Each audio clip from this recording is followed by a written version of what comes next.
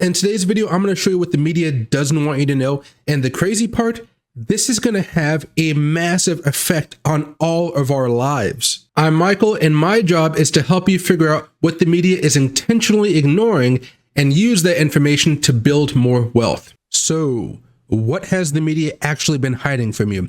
This is it. A major strike is about to happen in less than 2 weeks' time. However, this isn't a simple factory strike. This is a railroad strike. The rail network accounts for approximately 30% of all U.S. freight movement across the entire United States of America. So, how did we get here, and what does this mean for you and your wallet? Unfortunately for us, the unions and their members have been itching for a strike due to the fact they haven't had a raise in over 3 freaking years, while the corporations they serve have been making record profits year after year. You may say, Michael, the government won't let this happen right before an election. It would be a disaster. Well, the government just tried to intervene, and it made everything much, much worse. Now, back in July, Joe Biden set up a presidential emergency board to try to help and find a compromise between the workers and the railroad executives. To meet this goal, he sent in a man named Mr. Ira Jaffa to chair the board and put in some economics professors to help him out. As you might expect, a bunch of Ivy League men in suits might not understand the hardships of the average railroad employee, which led to a very pro-railroad industry, anti-union worker deal being proposed. Now, this led to an already ticked-off workforce getting even more annoyed and having another vote to see if they still wanted to strike. They voted overwhelmingly over 95% to strike after the cool-down period ends September 16th. What does all of this mean for you, your family, and your wallet?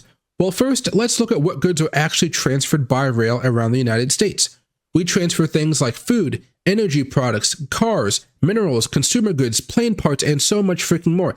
And that's just within the United States. Imagine all the maple syrup coming from Canada. Imagine all the avocados coming from Mexico. If you buy any of these things, you're going to notice a sharp increase in prices as supply crumbles and demand soars during this holiday season. If you thought inflation had peaked, you may be in store for a surprise, which will lead the Federal Reserve feeling the need to slow down the economy even more, leading to a worsening recession. Is there any way to stop this from happening? The answer is yes, but I can only see 2 solutions here.